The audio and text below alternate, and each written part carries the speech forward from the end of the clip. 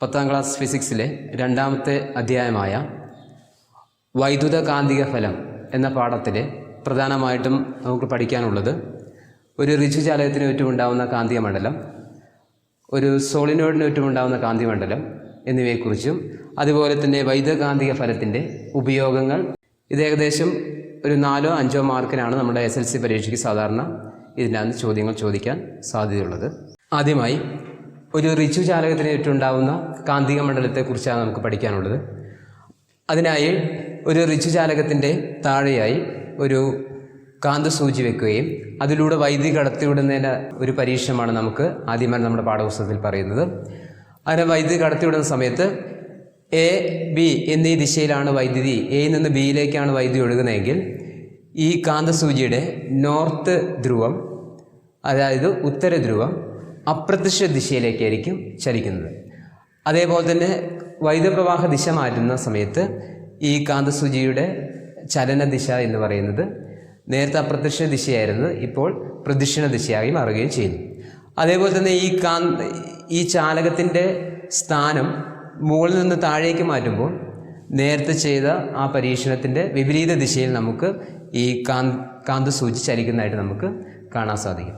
അതായത് ഒരു ചാലകത്തിൻ്റെ കൂടെ വൈദ്യുതി കടന്നു പോകുമ്പോൾ അതിൻ്റെ താഴെ നമ്മളൊരു കാന്തസൂചി വെക്കുന്നതിൻ്റെ ഫലമായി ഈ ചാലകത്തിലൊരു കാന്തിക മണ്ഡലം ഉണ്ടാകുകയും ആ കാന്തിക മണ്ഡലത്തിൻ്റെയും ഈ താഴെ വെച്ചിരിക്കുന്ന കാന്തസൂചിയുടെ കാന്തിക മണ്ഡലത്തിൻ്റെയും പരസ്പര പ്രവർത്തനത്തിൻ്റെ ഫലമായി ഈ കാന്തസൂചി ചലിക്കുന്നതായിട്ട് നമുക്ക് കാണാൻ സാധിക്കുന്നതാണ്. അപ്പോൾ ഈ കാന്തസൂചിയുടെ ചലന ദിശയെ സ്വാധീനിക്കുന്ന 2 പ്രധാനപ്പെട്ട ഘടകങ്ങളാണ്. ഒന്ന് വൈദ്യുത പ്രവാഹത്തിൻ്റെ ദിശ, അതായത് വൈദ്യുത പ്രവാഹ ദിശ മാറുമ്പോൾ ഈ താഴെ വച്ചിരിക്കുന്ന ഈ കാന്തസൂചിയുടെ ചലന ദിശ മാറുന്നതായിട്ട് നമുക്ക് കാണാൻ സാധിക്കും. അതേപോലെ തന്നെ ചാലകത്തിൻ്റെ സ്ഥാനം, ഈ ചാലകം മുകളിൽ വെച്ചാണ് പരീക്ഷണം ചെയ്യുന്നതെങ്കിൽ ഈ കാന്തസൂചി ഒരു ദിശയിലായിരിക്കും ചലിക്കുന്നത്. അതേപോലെ തന്നെ ഈ ചാലകം ഈ കാന്തസൂചിയുടെ താഴെ വെച്ചിട്ടാണ് പരീക്ഷണം ചെയ്യുന്നതെങ്കിൽ നേരത്തെ ചെയ്തതിന് വിപരീതമായിട്ടായിരിക്കും ഈ കാന്തസൂചിയുടെ ചലനം എന്ന് പറയുന്നത്. അപ്പോൾ പരീക്ഷയ്ക്ക് നമുക്ക് ഇതേപോലെ ചിത്രം തന്നിട്ട് ഈ കാന്തസൂചിയുടെ ഉത്തര ധ്രുവം ഏത് ദിശയിലാണ് ചലിക്കുന്നതെന്ന് നമ്മളോട് ചോദിക്കാൻ സാധ്യതയുണ്ട്. അത് കണ്ടുപിടിക്കാൻ വേണ്ടി നമ്മൾക്ക് മറ്റൊരു നിയമം കൂടെ നമുക്ക് ഉപയോഗപ്പെടുത്താം. അതായത് ആംബിയറിൻ്റെ നീന്തൽ നിയമവും നമുക്കിതിന് വേണ്ടിയിട്ട് ഉപയോഗപ്പെടുത്താവുന്നതാണ്. അതായത് ചാലകത്തിൽ കൂടിയുള്ള വൈദ്യുത പ്രവാഹ ദിശ ഇപ്പോൾ എയിൽ നിന്ന് ബിയിലേക്കാണെന്ന് നമ്മൾ വിചാരിച്ചു കഴിഞ്ഞാൽ ആ ദിശയിൽ നമ്മൾ നീന്തുന്നതായി സങ്കല്പിച്ചു കഴിഞ്ഞാൽ നമ്മുടെ ഇടത് കൈ ഏത് ദിശയിലേക്കാണോ ചലിക്കുന്നത് ആ ദിശയിലേക്കായിരിക്കും താഴെ വച്ചിരിക്കുന്ന കാന്തസൂചിയുടെ ഉത്തര ധ്രുവം ചലിക്കുന്നത്. ഉദാഹരണമായി ഇപ്പോൾ എയിൽ നിന്ന് ബിയിലേക്കാണ് വൈദ്യുതി ഒഴുകുന്നതെങ്കിൽ നമ്മൾ ഇവിടെ നിന്ന് ബിയിലേക്ക് നീന്തുന്നതായി നമ്മൾ സങ്കല്പിച്ചു കഴിഞ്ഞാൽ നമ്മുടെ ഇടത് കൈ എന്ന് പറയുന്നത് ഇപ്പോൾ അപ്രത്യക്ഷ ദിശയിലാണ് ഉള്ളത്. അപ്പോൾ അപ്രത്യക്ഷ ദിശയിലാണ് നമ്മുടെ ഇടത് കൈയുടെ ചലനമെങ്കിൽ ഈ നോർത്ത് ധ്രുവം എന്ന് പറയുന്നത് അപ്രത്യക്ഷ ദിശയിലേക്കായിരിക്കും ചലിക്കുന്നത്. അപ്പോൾ ആ നിയമം ഉപയോഗിച്ചുകൊണ്ടും നമുക്ക് ഈ കാന്തസൂചിയുടെ ചലന ദിശ മനസ്സിലാക്കാവുന്നതാണ്. അപ്പോൾ ഇത് പരീക്ഷയ്ക്ക് പ്രധാനമായും ചോദിക്കാൻ സാധ്യതയുള്ളൊരു ചോദ്യമാണ്. അടുത്തതായി നമ്മൾ മനസ്സിലാക്കുന്ന മറ്റൊരു കാര്യം എന്ന് പറയുന്നത് ഋജുചാലകം, അതായത് ഒരു നിവർണ ചാലകത്തിലൂടെ വൈദ്യുതി കടന്നു പോകുമ്പോൾ ഇതിന് ചുറ്റും കാന്തിക മണ്ഡലം ഉണ്ടാകുമെന്ന് നമ്മൾ പറഞ്ഞു.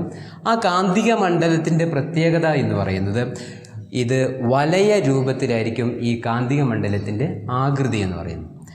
അതേപോലെ തന്നെ ഇതിൻ്റെ ഒരു പ്രത്യേകത ഈ കാന്തിക മണ്ഡലത്തിൻ്റെ ദിശ എങ്ങോട്ടാണ് എന്ന് മനസ്സിലാക്കാൻ നമ്മൾ ഉപയോഗിക്കുന്ന നിയമമാണ് വലതു കൈ പെരുവിരൽ നിയമം. അതുപോലെ തന്നെ മറ്റൊരു നിയമമാണ് വലംപിരി സ്ക്രൂ നിയമം. വലതു കൈ പെരുവിരൽ നിയമം എന്ന് പറയുമ്പോൾ ഇപ്പോൾ ഈ ഋജുചാലകത്തെ നമ്മളിങ്ങനെ പിടിക്കുകയാണെങ്കിൽ ഋജുചാലകത്തിൽ വലതു കൈ കൊണ്ട് നമ്മൾ പിടിക്കുമ്പോൾ ഋജുചാലകത്തെ ഇതേപോലെ വലതു കൈ കൊണ്ട് നമ്മൾ പിടിക്കുമ്പോൾ തള്ളവിരൽ വൈദ്യുത പ്രവാഹ ദിശയെ സൂചിപ്പിക്കുന്നു. അതായത് ഇവിടെ പോസിറ്റീവും ഇവിടെ നെഗറ്റീവുമാണ് കൊടുക്കുന്നതെങ്കിൽ വൈദ്യുത പ്രവാഹ ദിശ പോസിറ്റീവിൽ നിന്ന് നെഗറ്റീവിലേക്ക്, അതായത് ഈ തള്ളവിരൽ സൂചിപ്പിക്കുന്ന ദിശ. അങ്ങനെയാണെങ്കിൽ ബാക്കിയുള്ള 4 വിരലുകളുടെയും മടക്ക് സൂചിപ്പിക്കുന്നതാണ് കാന്തിക മണ്ഡലത്തിൻ്റെ ദിശ. ഇപ്പോൾ ഇവിടെ പോസിറ്റീവും ഇവിടെ നെഗറ്റീവുമാണ് നമ്മൾ കൊടുക്കുന്നതെങ്കിൽ ചാലകത്തെ നമ്മളിങ്ങനെ പിടിക്കുന്നു, കാന്തിക മണ്ഡല ദിശ ഇങ്ങനെയാണ്. ഇനി തിരിച്ച് ഇവിടെ പോസിറ്റീവും ഇവിടെ നെഗറ്റീവുമാണ് കൊടുക്കുന്നതെങ്കിൽ വലത് കൈ നമ്മൾ ഇത് നേരെ തിരിച്ചു പിടിക്കുന്നു. അപ്പോൾ വൈദ്യുതപ്രവാഹ ദിശ മുകളിൽ നിന്ന് താഴേക്ക്. അപ്പോൾ കാന്തിക മണ്ഡല ദിശ എന്ന് പറഞ്ഞാൽ നേരത്തെ നിന്ന് വിപരീത ദിശയിലാണെന്ന് നമുക്ക് കാണാൻ പറ്റും. അപ്പോൾ ഇതാണ് വലതുകൈ പെരുവിരൽ നിയമം എന്ന് പറയുന്നത്. അടുത്തത് ഈ കാന്തിക മണ്ഡലത്തിൻ്റെ ദിശ കണ്ടുപിടിക്കാൻ ഉപയോഗിക്കുന്ന മറ്റൊരു നിയമമാണ് വലംപിരി സ്ക്രൂ നിയമം എന്നാണ്. അതായത് വലംപിരി സ്ക്രൂ നിയമം പറയുന്നത്, വലംപിരി സ്ക്രൂ എടുത്തിട്ട് നമ്മൾ അതിനെ തിരിക്കുന്ന സമയത്ത് അതിൻ്റെ ഈ ഇതിൻ്റെ അറ്റം ഏത് ദിശയിലേക്കാണ് പോകുന്നത് അത് വൈദ്യുത പ്രവാഹ ദിശയായി നമ്മൾ പറയുകയാണെങ്കിൽ ഇത് തിരിക്കുന്ന ദിശയായിരിക്കും ഈ കാന്തിക മണ്ഡലത്തിൻ്റെ ദിശ. ഉദാഹരണമായിട്ട് നമ്മൾ വൈദ്യുത പ്രവാഹ ദിശ ഇവിടെ നിന്ന് ഇങ്ങോട്ടാണെങ്കിൽ നമ്മൾ ഇതിനെ തിരിക്കുമ്പോൾ ഇങ്ങോട്ടാണ്, വലത്തോട്ടാണ് നമ്മൾ തിരിക്കുന്നത്.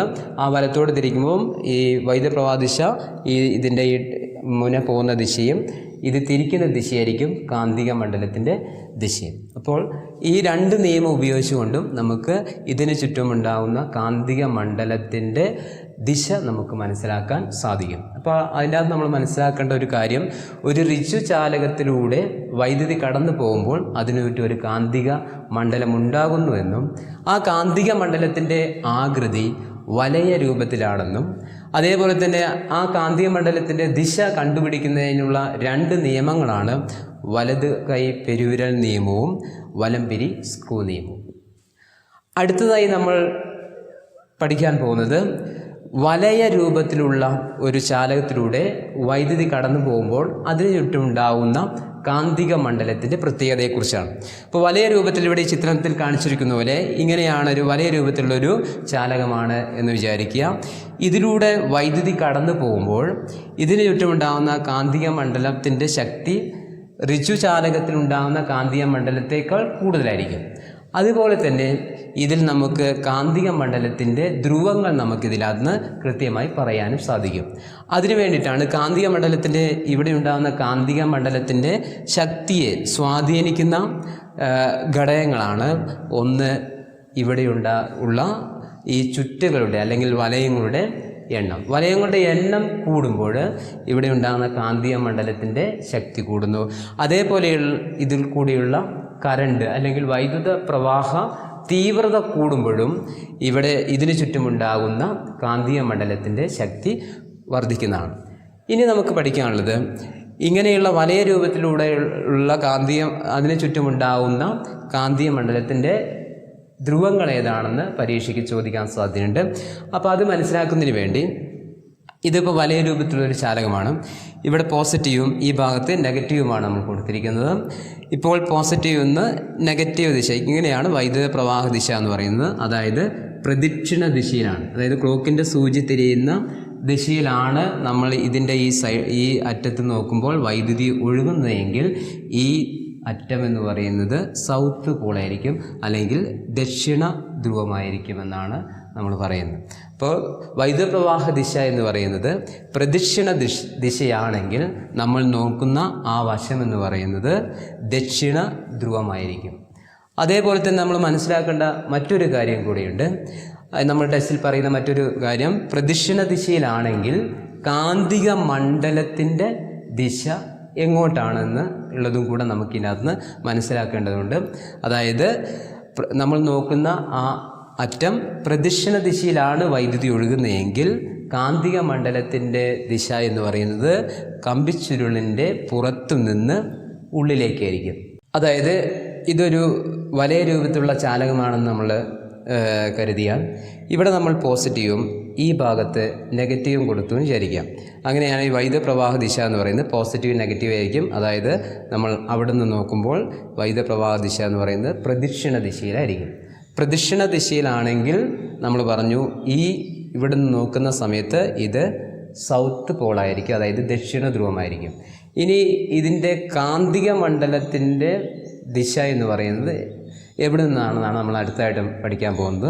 അതായത് ഇപ്പോൾ ഇവിടുന്ന് പോസിറ്റീവ് നിന്ന് നെഗറ്റീവിലാണ് വൈദ്യുതി ഒഴുകുന്നതെന്ന് വിചാരിക്കാം. അപ്പോൾ ഇവിടെ നിന്ന് ഇങ്ങോട്ടാണ് വൈദ്യുതി ഒഴുകുന്നത്.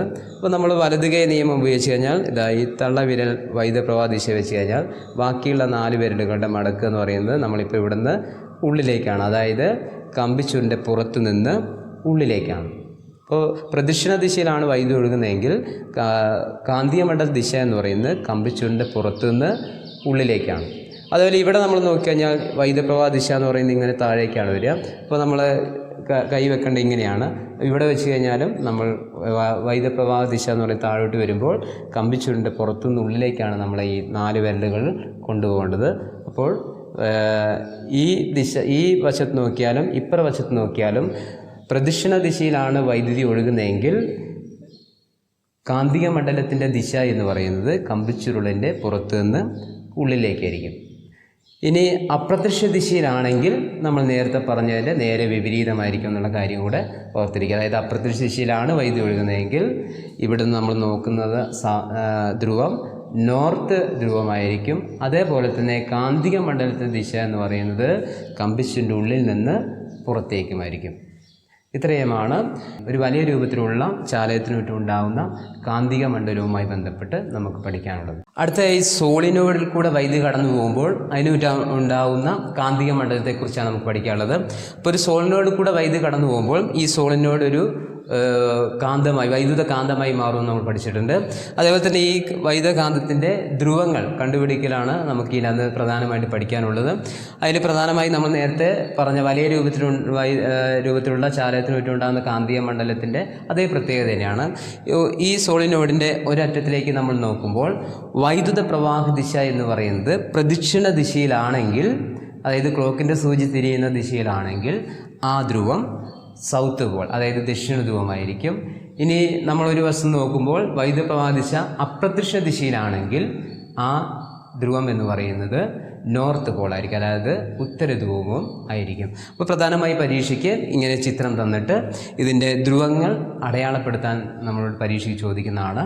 അപ്പോൾ നമ്മൾ ആ പ്രധാനപ്പെട്ട കാര്യങ്ങൾ മനസ്സിലാക്കി വെക്കേണ്ടതാണ്. അടുത്തതായി നമുക്ക് പഠിക്കാനുള്ളത് വൈദ്യുത കാന്തിക ഫലത്തിൻ്റെ ഉപയോഗങ്ങളാണ്. അതിൽ പ്രധാനമായും മോട്ടോർ തത്വം എന്ന് പറയുന്നതുമായി ബന്ധപ്പെട്ടാണ് നമ്മൾ ടെസ്റ്റിൽ അടുത്തായിട്ട് പറയുന്നത്. ഈ മോട്ടോർ തത്വത്തിൽ നമ്മൾ ഇവിടെ ഒരു കാന്തം വെക്കുകയും ആ കാന്തത്തിൻ്റെ ഉള്ളിലായി ഒരു വൈദ്യുതവാഹിയായി ഒരു ചാലകം വെക്കുകയും ആ വൈദ്യുതവാഹിയായ ചാലകം വെക്കുന്ന സമയത്ത് സ്വിച്ച് ഓൺ ചെയ്യുന്ന സമയത്ത് ഈ ചാലകം ഇവിടെ ചലിക്കുന്നതായിട്ട് നമുക്ക് കാണാൻ പറ്റുന്നതാണ്. അതായത് നമ്മൾ ഇതിൻ്റെ അകത്ത് മോട്ടോർ തത്വം എന്താണെന്നാണ് മനസ്സിലാക്കുന്നത്. അതായത് കാന്തിക മണ്ഡലത്തിൽ സ്ഥിതി ചെയ്യുന്ന വൈദ്യുതവാഹിയായ ഒരു ചാലകത്തിൽ ഒരു ബലം അനുഭവപ്പെടുകയും ആ ബലത്തിൻ്റെ ദിശയിൽ ഈ ചാലകം ചലിക്കുകയും ചെയ്യുന്നു. ഇതാണ് മോട്ടോർ തത്വം. ഇവിടുന്ന് തന്നെ നമുക്ക് മറ്റൊരു കാര്യം മനസ്സിലാക്കാൻ കഴിയുന്നത്, ഇവിടെ വൈദ്യുത പ്രവാഹ ദിശ മാറ്റുമ്പോഴും അതേപോലെ തന്നെ കാന്തിക മണ്ഡലത്തിൻ്റെ ദിശ മാറ്റുമ്പോഴും ഇവിടെ ഉണ്ടാകുന്ന ഈ ചാലകത്തിൻ്റെ ചലന ദിശ മാറുന്നതായിട്ട് നമുക്ക് കാണാൻ സാധിക്കും. അങ്ങനെയാണെങ്കിൽ ഈ ചാലകത്തിൻ്റെ ചലന ദിശ മനസ്സിലാക്കുന്നതിന് വേണ്ടിയിട്ടുള്ള നിയമമാണ് ഫ്ലെമിങ്ങിൻ്റെ ഇടതുകൈ നിയമം. ഫ്ലെമിങ്ങിൻ്റെ ഇടതുകൈ നിയമം എന്ന് പറയുന്നത് ഇടത് കൈയുടെ തള്ളവിരൽ, ചൂണ്ടുവിരൽ, നടുവിരൽ ഇവ പരസ്പരം 90 ഡിഗ്രിയിൽ വെക്കുകയും ചൂണ്ടുവിരൽ കാന്തിക മണ്ഡലത്തിൻ്റെ ദിശയും നടുവിരൽ വൈദ്യുതപ്രവാഹ ദിശയുമാണെങ്കിൽ തള്ളവിരൽ സൂചിപ്പിക്കുന്നത് ചാലകത്തിൻ്റെ ചലന ദിശ അല്ലെങ്കിൽ ബലത്തിൻ്റെ ദിശയാണ്. ഈ നിയമം ഉപയോഗിച്ചിട്ടാണ് ഒരു കാന്തിക മണ്ഡലത്തിൽ സ്ഥിതി ചെയ്യുന്ന വൈദ്യുതവാഹിയായ ചാലകത്തിൽ അനുഭവപ്പെടുന്ന ബലത്തിൻ്റെ ദിശ കണ്ടുപിടിക്കുന്നത്. ഇനി ഈ മോട്ടോർ തത്വവുമായി ബന്ധപ്പെട്ട് പ്രവർത്തിക്കുന്ന ഒരു ഉപകരണമാണ് വൈദ്യുത മോട്ടോർ. ഈ വൈദ്യുത മോട്ടോറിൻ്റെ പ്രധാനപ്പെട്ട ഭാഗങ്ങൾ, ഇതിൻ്റെ ചിത്രം, ഇതെല്ലാം നമ്മൾ മനസ്സിലാക്കി വെക്കേണ്ടതാണ്. ഈ ഭാഗങ്ങൾ അടയാളപ്പെടുത്തുന്നതിന് വേണ്ടിയിട്ടും പരീക്ഷയ്ക്ക് ചോദിക്കുന്നതാണ്. ഇത് ആർമേച്ചർ, ഫീൽഡ് കാന്തം, സ്പ്ലിറ്റ് റിങ്, ബ്രഷുകൾ, ബാറ്ററി, ഇതാണ് ഇതിലെ പ്രധാനപ്പെട്ട ഭാഗങ്ങളെന്ന് പറയുന്നത്. ഇതിൽ നടക്കുന്ന ഊർജ്ജമാറ്റം എന്ന് പറയുന്നത് വൈദ്യുതോർജ്ജത്തെ യാന്ത്രികോർജ്ജമാക്കുന്നു. അടുത്തതായി വൈദ്യുത കാന്തിക ഫലത്തിൻ്റെ ഉപയോഗമായിട്ട് നമ്മൾ പറയുന്നത് ചലിക്കും ചുരുൾ ലൗഡ് സ്പീക്കറാണ്. ചലിക്കും ചുരുൾ ലൗഡ് സ്പീക്കറിൻ്റെ പ്രവർത്തന തത്വം എന്ന് പറയുന്നതും മോട്ടോർ തത്വമാണ്. അതിലെ പ്രധാനപ്പെട്ട ഭാഗങ്ങളെന്ന് പറയുന്നത്, ചലിക്കും ചുരുൾ മൈക്രോഫോണിൻ്റെ പ്രധാനപ്പെട്ട ഭാഗങ്ങളെന്ന് പറയുന്നത് ഒരു ഡയഫ്രം ഉണ്ടാവും, വോയിസ് കോയിൽ ഉണ്ടാവും, ഫീൽഡ് കാന്തം ഉണ്ടാവും. ഇത് മോട്ടോർ തത്വം അനുസരിച്ചിട്ടാണ് ഇത് പ്രവർത്തിക്കുന്നത്. ഈ ചലിക്കും ചുരുൾ ലൗഡ് സ്പീക്കറിൻ്റെ അതിൽ നടക്കുന്ന ഊർജ്ജമാറ്റം എന്ന് പറയുന്നത് വൈദ്യുതോർജ്ജത്തെ യാന്ത്രികോർജ്ജമാക്കുന്നു, അല്ലെങ്കിൽ അത് ശബ്ദോർജ്ജമാക്കി മാറ്റുന്നു. ഇത്രയുമാണ് പ്രധാനമായും ഈ ഭാഗത്ത് നമുക്ക് പരീക്ഷയ്ക്ക് പഠിക്കാനുള്ളത്.